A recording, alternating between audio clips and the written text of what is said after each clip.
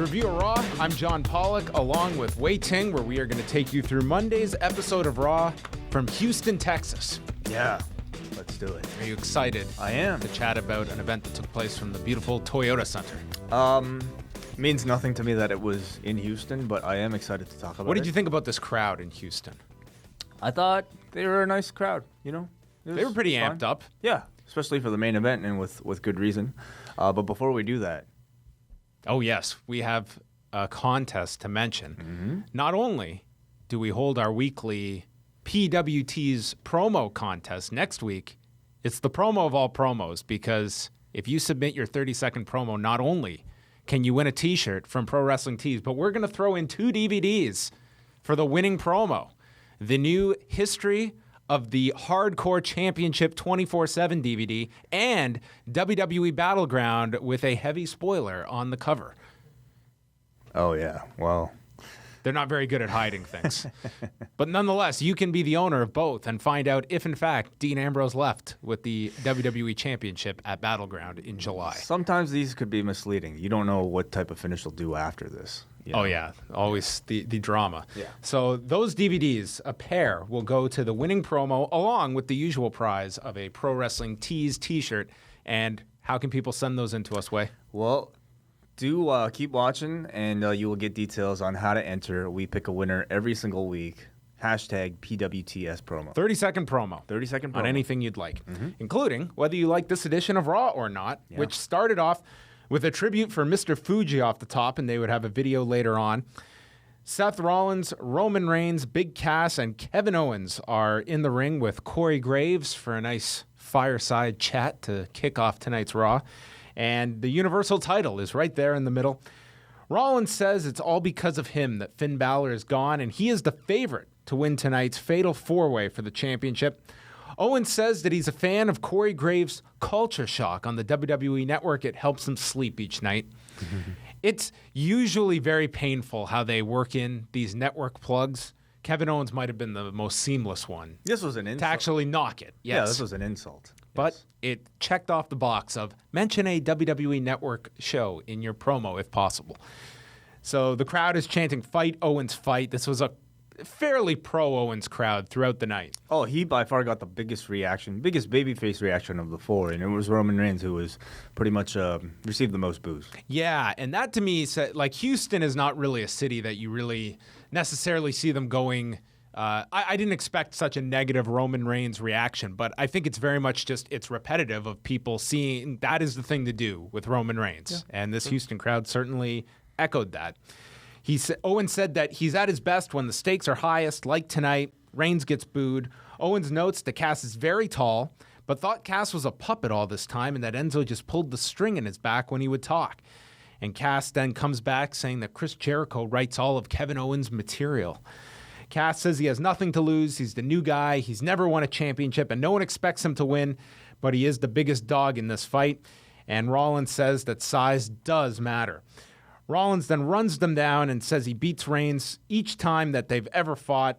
Reigns doesn't even speak. He just stands. They all get into a brawl, and it ends with Reigns and Cass facing off, and then Rollins nailing Reigns from behind, sending him into Cass, and Cass got sent to the floor, and there was a Superman punch to Rollins as the crowd booed Roman Reigns to set the table for tonight's main event. For me, the most interesting point about this opening segment was to see how well Cass would fit in amongst the other three, because he's obviously the one with the least amount of experience and least amount of exposure amongst the main card. So, you know, just judging by the way he looked and the way he carried himself, I thought he actually came across pretty well. Didn't seem terribly out of place. And, you know, I think this whole experiment of putting him amongst these three is a way to get the guy exposed up into that main level card for the audience. And, you know, he looked fine here. Yeah, we can discuss it further, but I thought in terms of the handling of Cass, it was just about perfect on this show from everything he was involved with. Tom Phillips was with Chris Jericho backstage and brings up Chris Jericho getting involved in Neville's match with Kevin Owens last week, costing him a spot in the Fatal 4-Way, and Jericho stated he was just giving moral support because he has the back of Kevin Owens, and that Owens will win the title tonight, and then calls Neville the muscle-bound Mighty Mouse, and then goes on to sing the theme for Mighty Mouse, that being the cartoon and not Demetrius Johnson. Yes. Neville took on Chris Jericho in a rematch from the match that messed up Neville's ankle. There was no mention of that in the build, and I thought that this was a perfect opportunity. They were going to let us clarify that point, that history between these two. Neville catapulted Jericho over the top to the floor, and then he got out of the way of a Neville dive. Neville hit a crossbody in the ring, and Jericho is just hiding behind the referee. Got the advantage off an eye rake, and then they went through a commercial break. Jericho came off the top into a kick by Neville to the body. Then there was a standing shooting star by Neville for a 2 count, an Osai moonsault to the floor by Neville, and then Jericho got sent into the corner, lifted up off of the turnbuckle, and then Jericho rolls around into a Walls attempt, which gets countered with a small package. The codebreaker gets blocked. Neville hits a super kick, misses with the red arrow, and then the finish comes when Neville goes for a Hurricane Rana, which is blocked, and Jericho applies the Lion Tamer, which was identified as such, and Jericho gets the submission victory over Mighty Mouse. Yeah, I thought it was an okay match. Crowd didn't really react until they started to do their finishers. I thought the match was done to rehab Jericho after his loss last week. And I know that Neville is not really in a position to be featured right now on the show, but I feel like now it's been several weeks where he's just kind of had this. He is Raw's Apollo Crews. He's just had a role where he's either been in the background, not really given any type of storyline, or losing to guys. And I feel like you do this too much, and I think he's already just going to be seen as, another guy, which I think is unfortunate because he's very talented. And so I would really like to see them finally put some personality behind the guy. This might sound like nitpicking, but do you recall right before the brand split when Vince McMahon announced that Stephanie would run Raw and Shane would run SmackDown, and he said, I want you two to compete. It's life and death for television ratings, for social media engagement. Yeah. I even want you to break the law if you have to beat one another and cut each other's throat. Mm-hmm. Well, here as Jericho is going to the back, we see on the video wall, Backlash next Sunday. I know. I don't like that. I really don't. I mean, I feel you just have to give up the competition that they presented this as we want to recreate the Monday Night War. That's what they've been trying to do since 2002. Yeah. And they're just incapable of doing it. There's a lot of logistical reasons they can't do it, and there's a lot of just practical reasons why they choose not to. Yeah. It's just that is what this was all sold on, and it feels they have relaxed all of that in favor of just it's all the WWE. It's two different shows. I don't mind them having SmackDown ads, going to commercial breaks, things that seem separate from the actual body of the show. But this hits you in the face. To have the Backlash ad right on the ramp, I think is a little too much. So then afterwards, we come back, and Bayley is shown arriving earlier in the day. She gives a big hug to one of the PAs and then runs into the New Day, who are going nuts, and they're singing that they want some Bayley. She starts gyrating. And then Dana Brooke interrupts, saying that Bayley does not belong here. And the New Day says she does belong here, and they bring up how she beat her last week. Dana said she wasn't ready for the match, and Dana's been chatting with her new pals, Luke Gallows and Carl Anderson, and it sets up a mixed tag match, and Dana says, just bring it, and Bayley says it's already been brought, and the New Day goes nuts, and their new best friend is Bayley. Yeah. And that's set up the mixed tag for later. The Rock was named the highest paid actor by Forbes, a cool $64.5 million he brought in a 12-month period. Not bad. Now it's your chance to be heard on Review of Raw. Each and every week, we're going to be giving away a t-shirt from Pro Wrestling Tees. All you have to do is cut a promo in 30 seconds or less and submit a video link at Law Radio using the hashtag PWTeesPromo, and we will be announcing winning entries each week on Review of Raw. Here is this week's winner. Hi, boys and girls. Tonight, tell Mommy to tuck you in really tight and hold on to that teddy and get some sleep, because Freaky the Clown is coming to play. And when I get here, there will be no more sleep. I am your worst nightmare. I am each and every one of your deepest, darkest fears come to life, and I'm coming to play. So get some rest, kiddies, because playtime is coming.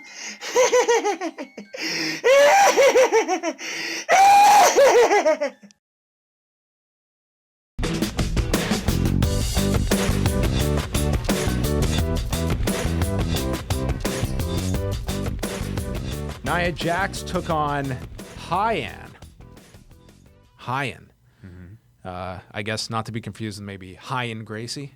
Hyan is interviewed earlier backstage by Andrea DeMarco. And Hyan says that she is from Houston. And everything's bigger in Texas, like her heart. And DeMarco, with this smile, says, I hope your heart is still beating after this match.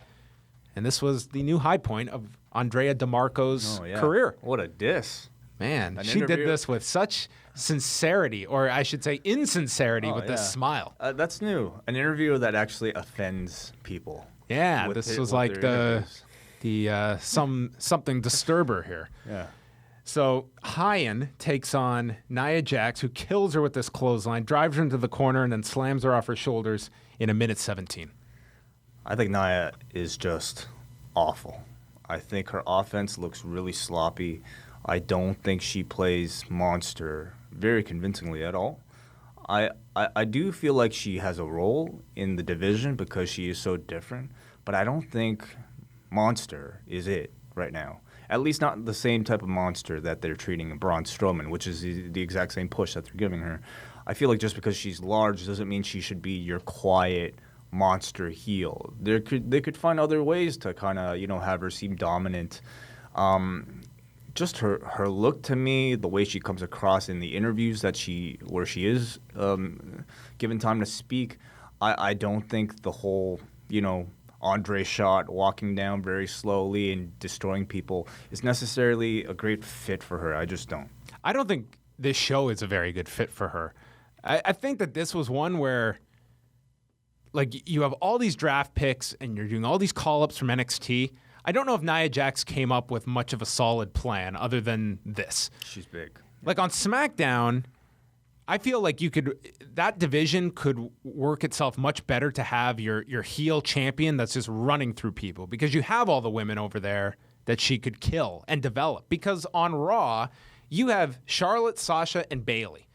Nia Jax is just this weird accessory to the women's division on Raw. And eventually, she's going to have to get involved with those women. And I don't think that should be anytime soon. In a perfect world, she's still down in NXT developing, and it's Asuka as the killer heel on SmackDown, and then your women's division that you have on Raw. I think that would have been the better way to go about things, because I don't believe they have any long-term plan for Nia Jax. Mm-hmm. Anderson and Gallows are now in front of a new green screen. Now they are running a retirement home, and they represent Octogenarian Leisure Destination for Aging Rehabilitation Treatment, an acronym for old fart. And talent needs to plan ahead for retirement, and they show the attack on the Dudleys, who they say are now enjoying retirement, and the New Day are also facing retirement, and they introduce nurse Dana Brooke, who walks in and applies a latex glove to end the segment, insinuating that I guess she's going to do a cavity search on the New Day. I feel like nurses wear latex gloves for a variety of reasons. I guess. That being one of them. None of which I would hope that she would be administering anything regarding the New Day. It would be a good follow-up to the previous story. Maybe she's doing a checkup on Big E. Yeah.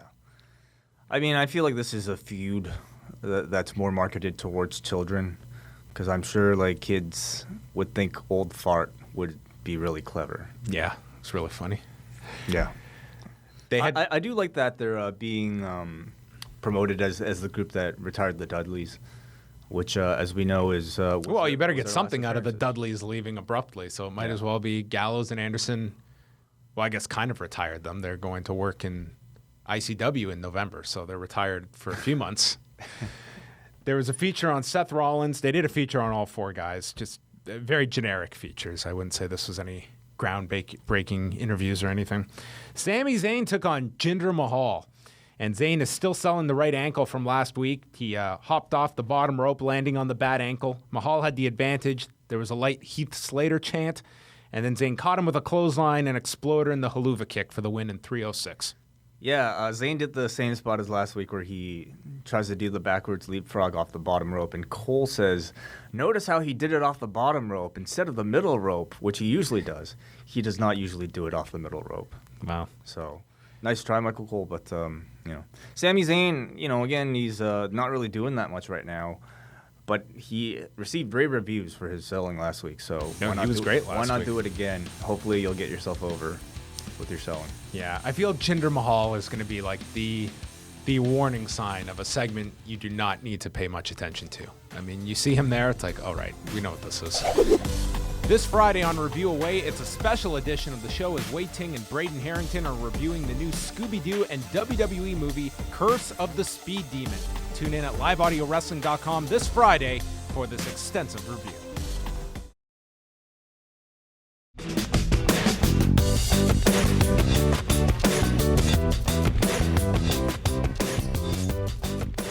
Charlotte joins the commentary team for our next match, and so it's the four of them. And we throw to the Raw pre-show where they had interviewed Sasha Banks, and Banks says that Charlotte is a coward. So I guess they're borrowing from The Miz and Daniel Bryan already, calling Charlotte a coward. Right. And she tried to end her career, and we'll show Charlotte why she is the boss when she returns.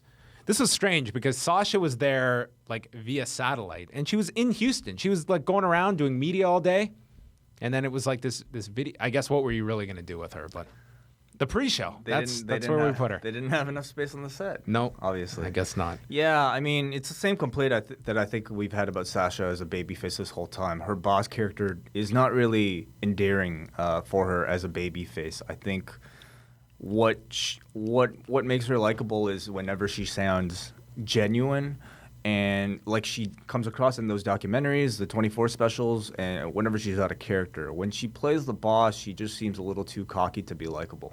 You picture the Sasha Banks in the middle of an airport having to take a photo with a fan. Right. Yes. That is the boss. That famous photo. Charlotte, also Sasha had noted in this promo that Charlotte always has the help of her dad or Dana, and then Charlotte just responds to the announcer saying, well, my father wasn't at SummerSlam, nor was Dana. I beat her clean, which she kind of did. Yeah. And Bayley then gets her own unicorn horn doing the entrance with the New Day. So we had Kofi, Big E, and Bayley against Carl Anderson, Luke Gallows, and Dana Brooke, who was playing the role of Amber Gallows, I guess, with the Anderson and Gallows. Bullet and babe. Apparently, Amber Gallows was not too happy about this either. Oh, what do you mean? I don't know. She was saying that she was replaced and was pretty vocal about it on Twitter. Okay. Bayley starts out with Brooke. E comes in and hits a belly-to-belly on Anderson. I guess stealing Bayley's move here right in front of her. Dana distracts, and then Gallows nails Big E. They get the advantage. There was a hot tag to Kofi. He was in for a while. And then they came back from a commercial break. And instead of just coming back to the match, we're on the four announcers who have their back to the match that is going on. And they addressed the camera, and then we did this jib swoop over top them. This, to me, was a director thinking way too much. Way too much. This was overproduction. I mean, obviously the shot's very nice. The jib shot from that stage to the ring is really nice, but not in the middle of the match. You don't have your announcers turn your back to the match. I mean, in a real sport, you wouldn't cut the commercial period in the middle of a match. But in wrestling, at the very least, you could expect them to not turn their backs away, including the heel Charlotte here, who it looked really awesome. This was just I hope silly. I don't want to see this. They shouldn't do this again. Yeah, not during a match. Yeah. So it's like we go to commercial break and we'll come back and our backs we're talking to someone else. We're on our phone. Oh, God. Anyway, Kofi's trying to make the tag. Gallows yanked Big E off the apron to stop it. And then Kingston hits a jumping double foot stomp and tags Bayley for the big reaction. She fires up on Dana, hit a vertical suplex, a reverse elbow off the second turnbuckle. Now, I let it slip during the Jericho Neville match because Jericho hit a reverse elbow off the turnbuckle. And Michael Cole called it a springboard elbow. I was like, he probably just, confused it. And then Bayley did the exact same thing. And once again, he called it a springboard elbow. Sorry, what was the move? It was just, she was standing on the second turnbuckle and hit a reverse elbow. Oh. There was no springing and no springing off a board. Big E takes out, I was like, come on. You've been calling wrestling literally for 19 years. There was nothing about it that was a springboard, and you're not telling me you made that same mistake twice. It's not important. When he does call it properly other times. Big E takes out Carl Anderson. He does it just to annoy people like us. Well, cool. I'm going to call this a springboard. Yeah, for no reason. Gallows hits a big boot to E. Kingston then dives to Gallows on the floor, and then Bayley kicks out of a roll-up, hits the Bayley to belly, and gets the pinfall on Dana. Charlotte says, I can only do so much for Dana, as she just shakes her head at Dana, failing again. I loved the combination of Bayley with the New Day. I think they could do this match on all the house shows. These four working together as baby faces were just great. I thought they had just tremendous chemistry together. And it was very important for Bayley's second week to establish her as a representative for children. And by pairing her with the New Day, I think they definitely achieved that. By having her, mark out for the New Day and to mark out for coming out down that ramp in general, I think positions her sort of as the way a child would react when they walk out. They're doing how she was introduced in NXT, like just wide-eyed and just in awe of everybody. Which I think is really important, that they're not just putting her out there with the expectation that everybody already knows who she is from NXT. They're reestablishing her and taking the time to do that. I was impressed with Dana with how she came across on this episode in general too. Nurse Dana. I mean, I think she's been valuable in the feud as sort of Charlotte's lackey without having to put Charlotte in all these matches. Just sort of as Charlotte's representative to get beat on in preparation for the match. And I think she and Charlotte are starting to find out their dynamic. I didn't think Charlotte really stood out that much to me on this. Like, she didn't really need to, though. She was just there to, Dana was the setup for her, Yeah, I just felt it was almost unnecessary that she was even there. Well, you have to have her. She's like the ultimate goal. I just felt she was just very quiet throughout this. There was a presence that she could have had that was just, to me, not really realized. You can check out The Law's YouTube channel at youtube.com/liveaudiowrestling. Subscribe for all of your free videos, including Ask Away, interviews, and much more.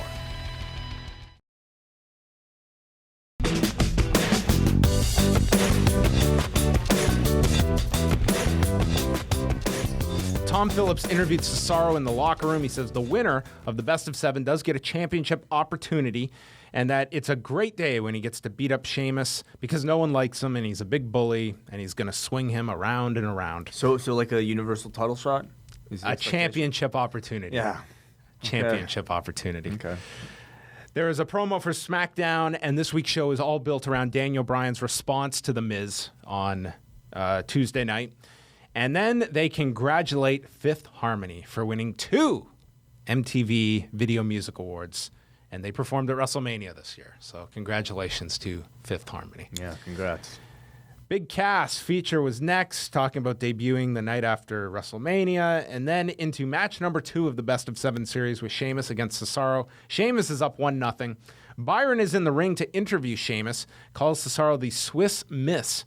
And he is not witty or handsome or been in a blockbuster movie like he has, and then calls the people deaf when they are chanting "what" at him, and asks how Cesaro will feel when he learns that Sheamus is better. So Cesaro's out, the match begins. He hits a double foot stomp early onto Sheamus, who drops onto his elbow. He's complaining to the referee to check on the elbow, and Cesaro just keeps attacking him. Clotheslines Sheamus to the floor and then knocks him off the apron with a boot. They go through the commercial. Cesaro lands a spinning uppercut off the middle rope after ducking a brogue kick. There's uppercuts in the corner, and then Sheamus is drop kicked off the top to the floor, and Cesaro runs around the ring, taking a back body drop into the post on the floor and injuring his lower back, and immediately Sheamus puts him into the ring, applies the Texas Cloverleaf, and Cesaro instantly taps out because of the lower back injury and gets the win. So Sheamus is up 2-0.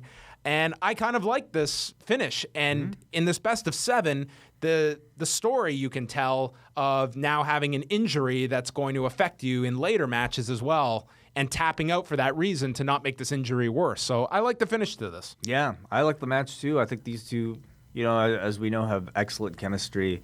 I think the crowd was a little quiet for this, and it's kind of expected. There's really no resolution in sight for this yet. It's only match number 2. They have 7 matches. It's unofficially 2-2, but officially 2-0. Officially 0-2. Yeah, since they have 7 matches, I'd love for one of them to be a headlock match. Oh, yeah. Could bring that back. I don't know if Sheamus could necessarily work that. Have the patience to go just to do 15 with it. Just to do something different for the next few matches. Maybe announce some stips, I think these two are great together, but I think we need something different. Maybe Cesaro will go to Bola this weekend, and he'll come back with tons of ideas. Sure. Then next was the Mr. Fuji tribute video, and they just showed a bunch of highlights, both of his wrestling days and mainly as a manager, which most remember him as. Were you a Mr. Fuji fan as a young Wei Ting? No, I hated him. He was the villain. He was not endearing to you later? Not at all. He was a bad guy. Yeah. Wow. I hated his guts. He threw salt in the Bret Hart's eyes. This guy was every stereotype wrapped into one individual. That was Mr. Fuji. Well, I don't know if you can look at any Asian wrestler from early 80s and not think of this. Come a long way. Yeah, I guess From so. Mr. Fuji to Ho Ho Loon. Yes. Then there was a Kevin Owens feature, and Byron Saxton is in the ring to interview Americo, the cruiserweight. And he's immediately interrupted by Braun Strowman's music. Americo is actually a guy who is on TCW, Traditional Championship Wrestling, that we've aired on the Fight Network.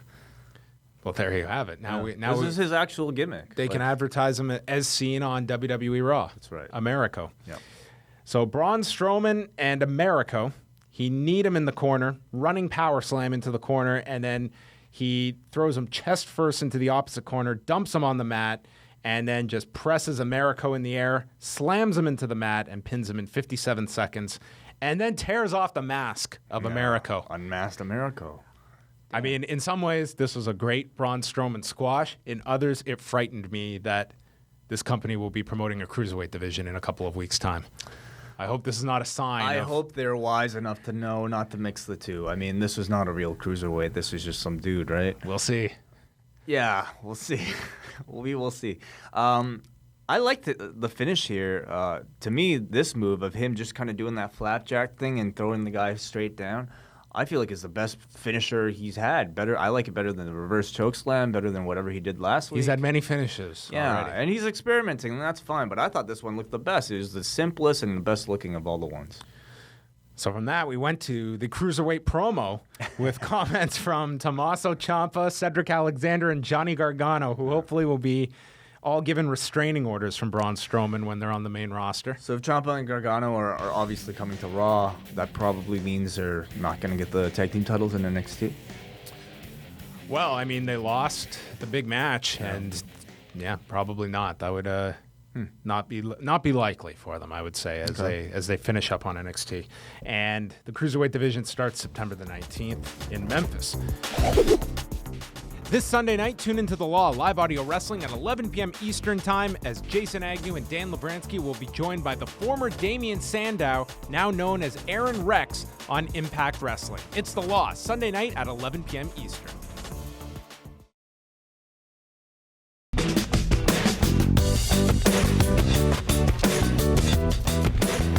Stephanie comes out, and they show highlights of the Lesnar-Orton finish and the F5 to Shane. She calls this Raw historic and says we are moments away from crowning the, quote, very first ever Universal Champion. Oh, no. Why did she say that? I guess she's doing the Matt Hardy gimmick now. Which is what? Deleted Finn Balor from history. Says that Brock Lesnar crossed the line and no one messes with her family. And Paul Heyman comes out. Stephanie wants an apology. And he goes to call her Madam McMahon, and she says, don't call me Madam. And there was an ECW chant, and Stephanie cuts him off, saying, I bought ECW a long time ago. And thank you for reminding me. I thought that was pretty clever of Stephanie, just right off the cuff. And then they started chanting CM Punk, and Heyman just stormed through that chant, and it died. Heyman says that Lesnar's win was a win for the Raw brand, and a win over Shane McMahon and SmackDown, and stating that Raw won SummerSlam thanks to Brock Lesnar, but there's no excuse for what Lesnar did to Shane, and he's going to pay the fine, and he pulls out 500 $1 bills. And He starts counting, and Stephanie swats the bills away. And I thought it would have been hilarious as an inside joke if Heyman brought out a personal check to write and handed it to Stephanie. What's the joke? The check bounces. Oh. And then Stephanie asks what value Paul Heyman has. She knows what Brock Lesnar's value is. What's Paul Heyman's value? And she's upset at him patronizing her and that a storm is coming his ugly way. And Heyman says that Lesnar is the storm and the apology is 8 days too late, and that they understand that what they did to Shane has now put Stephanie in a compromising position with not just the board of directors, but the chairman of the board, Vince McMahon, and mentions how Stephanie is the heir apparent to the company, and also mentions the women's empowerment movement, which Stephanie just cuts him off saying, this is the women's revolution, and you're staring it right in the face. This promo was kind of all over the place. All over the place, yes. Yes. Heyman says, again, that she's the heir apparent and asks her to accept the fine and the apology. Stephanie accepts it and leaves, and Heyman has this grin on his face as she leaves. Yeah. I feel that this was... I was trying to piece this together because this did take some thought. Yeah. My thinking is Stephanie is USADA. Okay? Yeah. Stephanie is, or should I say, maybe Stephanie is Dana White, and the board of directors is USADA. And Stephanie knows that she has to punish Brock, even though she knows this is our biggest star. But this is all lip service, essentially, because I don't want to anger the board or USADA, who are trying to do a... Steph is like Dana. Yes, that's what I'm saying. Who in public is trying to, put on a face that this is all on the level, but knows this is her cash cow, Brock Lesnar. That to me makes sense. That to me would make a lot more sense than what I gathered. This is a very confusing segment. This segment where I feel like maybe you have two of the strongest performers on the microphone in the company in these two, and I feel like they're probably given a lot of leeway to improvise here, and as a result, I don't think they really came out with something that made very clear sense. And in this segment, you had Steph kind of portray. I get the idea that she might be trying to portray like a fake babyface. That's kind of her character, somebody who in public tries to say babyface things, but in reality, she doesn't really believe in it. I thought she maybe hit that a little too hard and like doing things like speaking up about, for the women's empowerment movement. That seemed like such a left field they're comment. Total babyface things that just don't fit in line with the point of the storyline or the point of the character. You had Heyman here kiss up to her throughout the entire segment, which I think made sense for the Heyman character and for the storyline. But Steph just like continually, going so hard, pushing Heyman down. I don't think really hit that sarcastic note enough. I'm not even sure if that's the point because she seems so all over the place here. So I don't think this was all that successful. I think at best you're leaving this segment trying to guess what this was supposed to accomplish. Yeah. And, at its core, we have this power struggle where Shane and Stephanie are trying to get control of this company. And somehow Brock Lesnar has put Stephanie in a difficult position somehow in this power struggle where she is forced to act on behalf of Shane when she hates the guy's guts. But I think Steph is just like playing babyface too harsh or trying to play babyface too harsh. And I think for a pro wrestling show, on the same show where you have Gallows and Anderson, doing testicle jokes, I feel like she's trying to do too much. Old jokes this week. Old jokes, yes. They showed photos of Finn Balor's surgery, and he's gone for 6 months. Did you see the video they put up of Finn Balor on camera in his hospital bed talking about his first day of rehab? No. Sasha should watch this. This is how you do a babyface promo making a comeback. Yeah. He said that the first day of rehab was one of the longest days of his life. And he said there's no way, because the original prognosis they were saying was 4 to 6 months. And he said there's 4 months is out of the question. He's like, I'm looking at 6 months. He was like 180 days, maybe 190, but it is going to be a long road to recovery because when they got in there, it was supposed to be a 1-hour procedure, and it turned into 4 because there was so much more damage in there. Why wouldn't you play that on this show? They should have played this. This is a great video that they put on their website and YouTube. It's a great video, so you can check it out if you would like. Then the Roman Reigns feature, and they warned us going to the break. Up next, Titus O'Neil against Darren Young.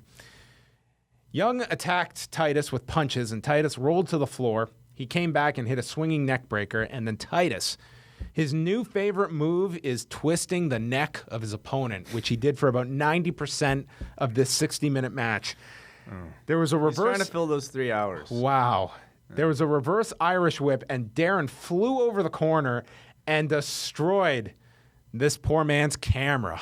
Way did a part of you just fear for this man's camera. I heard this was the biggest reaction I had to this entire feud was that camera, that lens hood falling off. Ugh, looked rough. Like this thing looked broken. Yeah. And Titus is on the floor and he yells at the guy, "Clean it up, take a picture."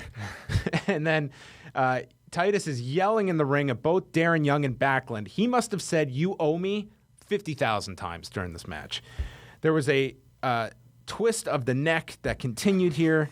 He's yelling at the ref, and then he gets caught with this lazy pin with a crucifix, and Darren pins him. I looked down, and it was only 4 minutes, and I could have sworn my watch was wrong. I know heels aren't supposed to, do anything all that flashy and whatever, but this was just boring. The match was boring. The match was really The worst part was Titus returning and then attacking him from behind, so I know we're getting more of this. And he attacks Bob Backlund from behind, hits Darren with the clash of the Titus. Like, for an angle where you're attacking an elderly man, like, zero heat for this. None. Nobody cares. Nobody cares about Darren Young. He's a terrible babyface. Nobody cares about Bob Backlund. And, I think it's nice. Titus might have some potential as a heel. I kind of like a bit of his attitude, but this is definitely a candidate for one of the worst feuds of the year. Yes. Thus far. Yes. I think we have a new term now for the opposite of the Midas touch. Mick Foley is with Stephanie backstage and said that he should have been out there when Stephanie confronted Paul Heyman. And they agree to ban all friends and tag partners from ringside to preserve the integrity of the Universal title. And Stephanie agrees, telegraphing a run-in later in the night. Seth walks up and says, "Tonight will be the best night ever, and all the faith that Stephanie has put in him will be rewarded." And Stephanie says, "Tonight is your night." This was so weird, because ever since Rollins has been back and Stephanie's been in this pseudo babyface role, there's been no allegiance between these two. And now she's backing this guy publicly right before this match. They have been friendly. Nothing maybe outright, but they have been friendly. This is kind of not very, when you're talking about the integrity of this title, and then you're just hugging this guy saying, "Tonight is your night." It was a setup for the finish. For more of Wei Ting and myself, you can catch Review of SmackDown each and every Wednesday morning. Simply go to liveaudiowrestling.com or subscribe for free to Live Audio Wrestling on iTunes.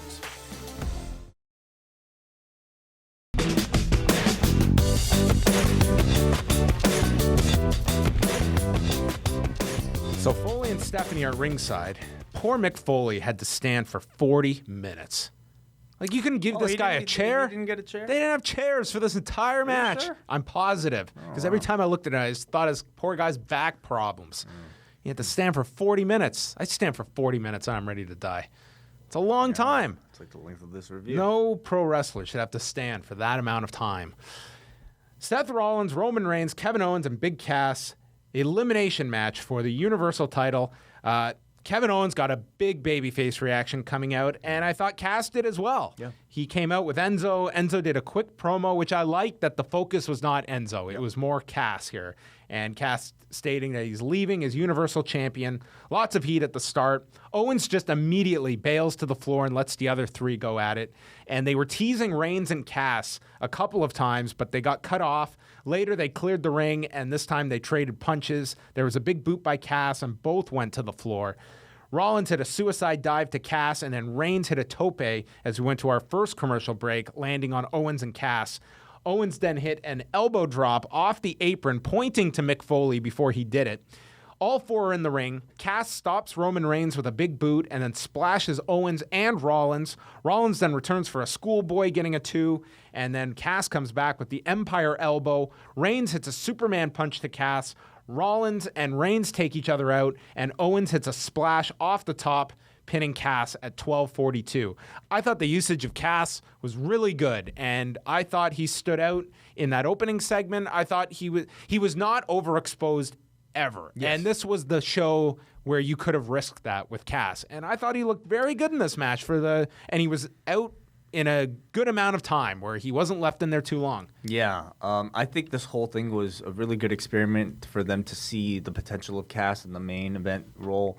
And I think they have to be impressed with the way he came across here. I think in the ring, compared to the other three, obviously he's the most green.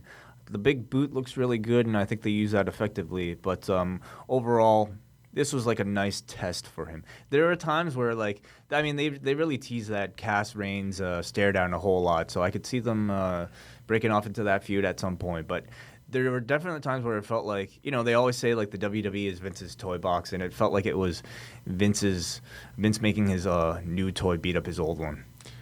Reigns, well, that's quite the visual.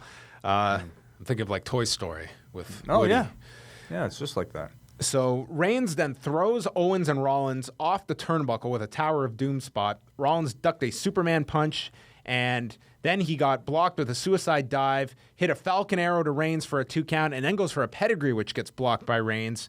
There's a spear, which gets stopped by a knee from Rollins as Owens returns to the ring, hits cannonballs to both, and then into a Superman punch, but Owens kicks out of that. Owens stops a spear. Pop-up powerbomb is turned into a Superman punch in midair, and Owens goes to the floor. Then there's a Superman punch to Owens on the floor, and Reigns spears Rollins, and then from the crowd appears Triple H, who hits Reigns with a pedigree. The crowd goes nuts. He tosses Reigns back into the ring, helps Rollins up, and Rollins pins Roman Reigns at the 23:48 mark, and the crowd is stunned. Hunter is still there, and Owens and Rollins are in the ring, and Owens is getting stood up, and then Hunter turns around and he hits Rollins with the pedigree. Owens is in shock. He gets on top, pins Rollins, 25 minutes and 5 seconds, and Triple H hands the title to Kevin Owens as he celebrates. And Michael Cole went into overdrive here. He stated in over 20 years, he has never seen anything like this. This might be the most shocking moment in WWE history. And the show goes off the air with chants of "You deserve it" with Triple H by the side of Kevin Owens. Hello, when Steve Austin joined Vince McMahon. Michael Cole had some very selective memory on Monday night in Houston. Springboard. Yeah, I thought the finish was great. It really it came unexpected, and I really didn't think Kevin Owens would win. But seeing them do that, I think it sets up a lot of fresh matches coming out of this. You have a Seth Rollins babyface turn that you can play off of this, and you can do Owens Rollins, you could do Owens Reigns, and I think they did that effectively. Is this Reigns and Rollins as baby faces at the end of this, or are they heels after this with Hunter? I mean, there's no real turning Roman Reigns, I feel like they can position him as a baby face, but the crowd will decide whether or not to boo him. I think you can really position Seth Rollins as a baby face coming out of this, though. And, of course, you have Triple H in the mix now, too. Triple H versus Rollins is always a feud that they wanted to go back to, so they could do that. This sets up a lot of fresh matches, and to put the belt on Kevin Owens, I think accomplishes the mission that I think they were trying to set with Finn Balor in, trying to promote change and promote a fresh product. I think they achieved that with Kevin Owens. The one criticism, of course, is that I feel like they could have, let Kevin Owens use his move or use one of his moves to get the finish rather than just cover the guy with the pedigree, putting all the heat on Triple H. But, I mean, I understand what the story they're trying to tell.